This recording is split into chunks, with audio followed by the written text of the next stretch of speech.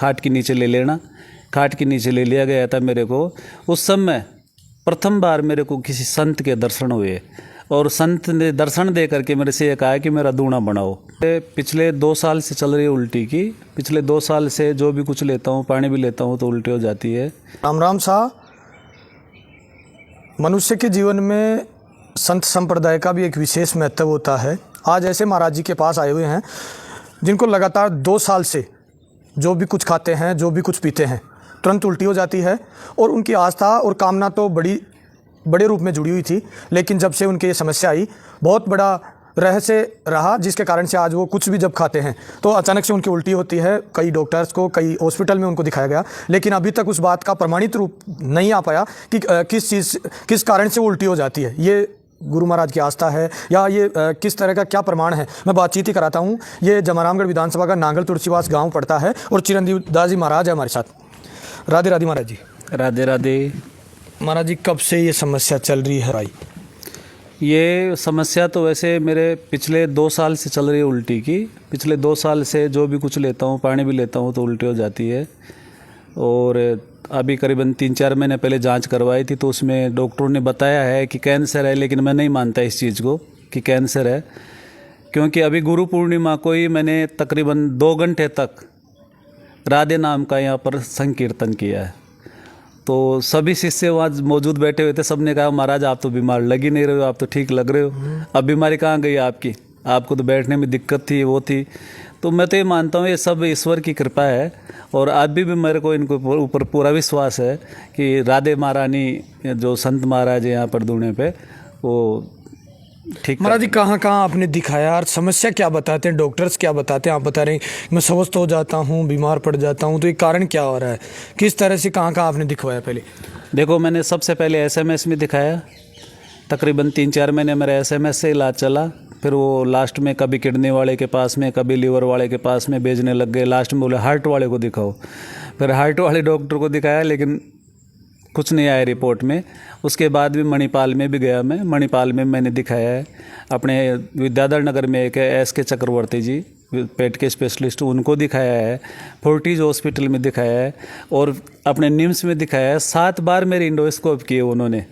7वीं बार जब अब की बार इंडोस्कोप किए तो डॉक्टर को मैंने ये कहा कि डॉक्टर साहब मेरी 7वीं बार इंडोस्कोप हो रही है, तो आता कुछ नहीं है और आप बार बार इंडोस्कोप लिख देते हो। तो उन्होंने कहा कि अब की बार मैं खुद करूँगा।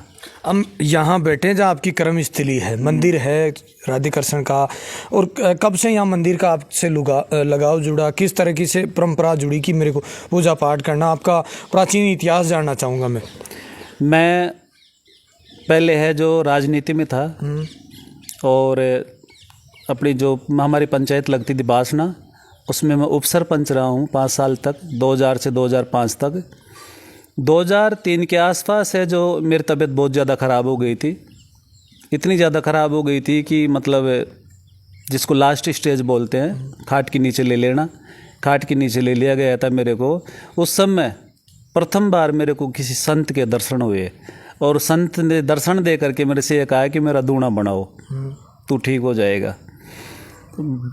एक आत्मा से आत्मा बात हुई तो मैंने उनसे कहा कि तबीयत तो ऐसी चल रही है, दूना कहाँ से बढ़ाऊँ, तबीयत तो ऐसी है कि अभी जाने वाला हूँ थोड़ी बहुत देर में। तो उन्होंने कहा तू ठीक हो जाएगा पर मेरा दूना बना देना।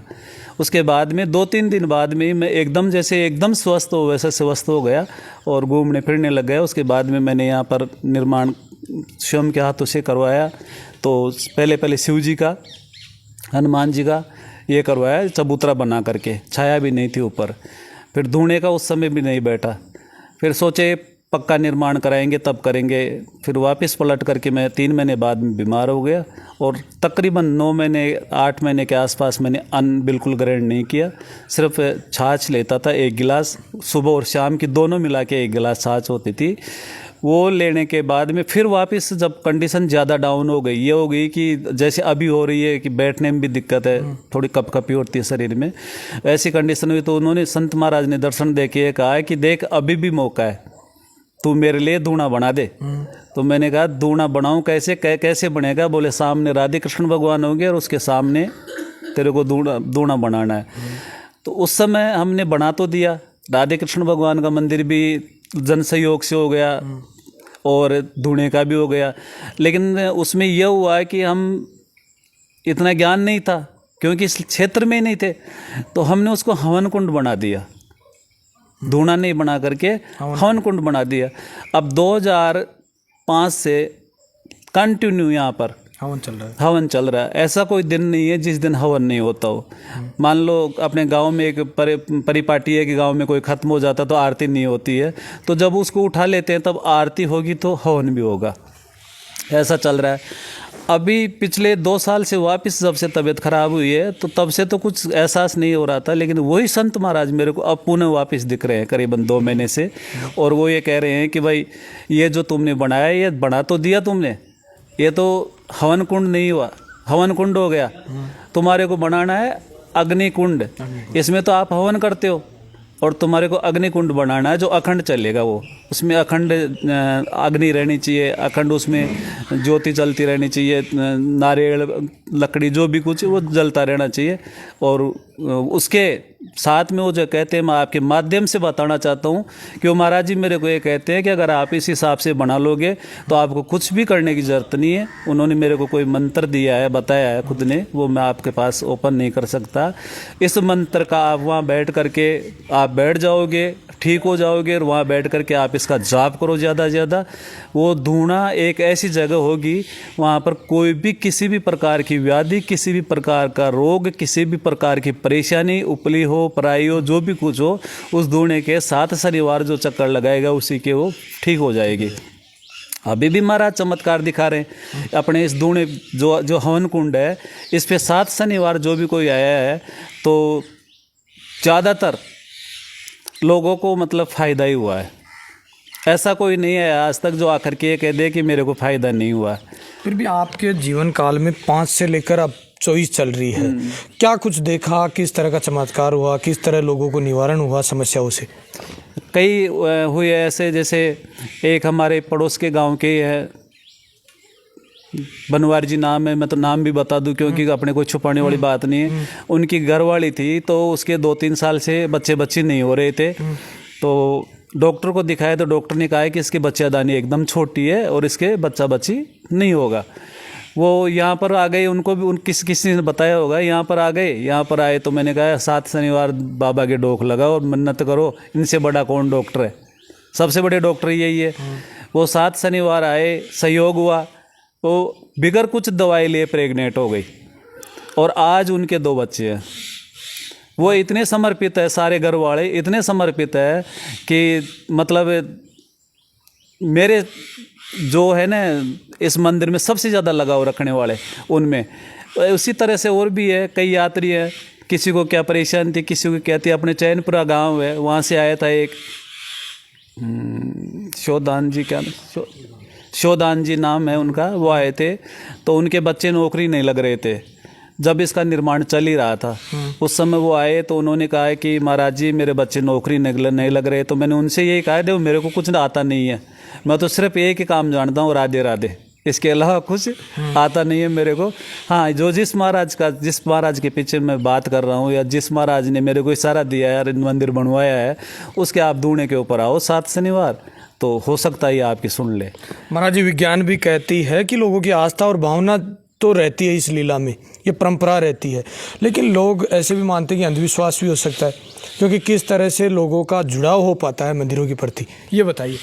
देखिए, अंधविश्वास लोग मानते हैं, लेकिन अंधविश्वास जैसी कोई बात नहीं है।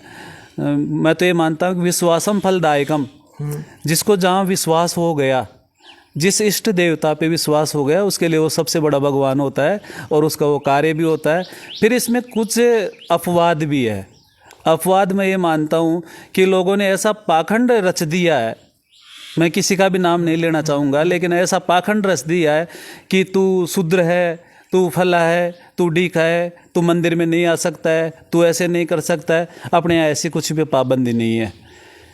गर्भगृह है ठाकुर जी का, उसमें जो पुजारा जाएगा वो पुजारे के अलावा, जैसे आज सेवा पूजा मान लो पुजारी जी ने की है तो वही जाएंगे, मैं भी नहीं जाऊंगा उस दिन उसमें। अंदर बाहर से है सब डोक लगाते हैं। समस्त समाज के लोग अपने यहाँ पर आते हैं, समस्त समाजों से लोगों ने मेरे से दीक्षा ले रखी है, कंठी ले रखी है, तो ये लोगों को जुड़ाव होता है इससे। उनको ऐसा लगता है कि हम भी बराबरी के हैं। अब उन लोगों को तोड़ने का काम तो कई ठेकेदारों ने कर दिया है। तुम ऐसे करते हो, तुम ऐसे मत करना। हाँ, यहाँ पर पाबंदी है, लेकिन वो इस चीज़ की है कि अगर मान लो कोई शराब पीता है या कोई गलत खान पीन करता है, गलत चीज़ों का सेवन करता है, वो चाहे उसका उच्च कुल में, कितने उच्च कुल में जन्म हो, मैं उसको मंदिर में एंट्री नहीं देता। आजकल कैसा क्या आपका जीवन यापन चल रहा है? जप और साधना भी साधु संत बहुत बड़ी मात्रा में करते हैं, आपका कैसे क्या जीवन यापन चलता है और बीमारी का भी निवारण के बारे में क्या कहेंगे, ये बता दीजिए। देखिए, मेरा खुद का तो 2 साल से चल रहा है, बीमार चल रहा हूँ। उसके बावजूद भी जब भी मैं सेवा में बैठ जाता हूँ तो न जाने बीमारी कहाँ चली जाती है। ये राधे महारानी की लीला है। कई बार देखा मैंने इस बात को कि बैठ गया, मैं ठान लिया कि आज मेरे को 3 घंटे बैठना है हवन कुंड पे, तो मैं 3 घंटे बैठ जाऊंगा। इस कंडीशन में बैठ जाता हूँ।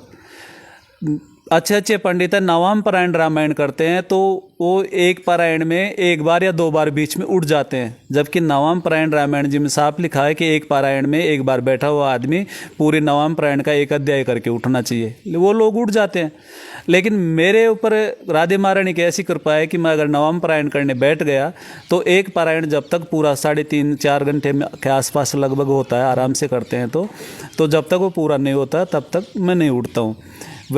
उसके अलावा मैंने तकरीबन 20 बार 25 बार 108 बार हनुमान चालीसा हनुमान जी के सामने एक आसन बैठ करके किया है। तो मैं ये मानता हूँ कि आस्था है तो सब कुछ है। मैं उस समय बीमारी कहाँ चली जाती है, उस समय मेरे को कमजोरी क्यों नहीं महसूस होती है। पूरे 3-3, 4-4, 5 108 हनुमान चालीसा करने में 6.5 से 7 घंटे लगते हैं। 6.5-7 घंटे में हनुमान जी महाराज की कृपा से, बालाजी की कृपा से या राधे महारानी जी की कृपा जी, ये जो संत महाराज जिनका आशीर्वाद मेरे सिर के ऊपर है, उनकी कृपा से मैं कंटिन्यू बैठ लेता हूँ बिगर उठे।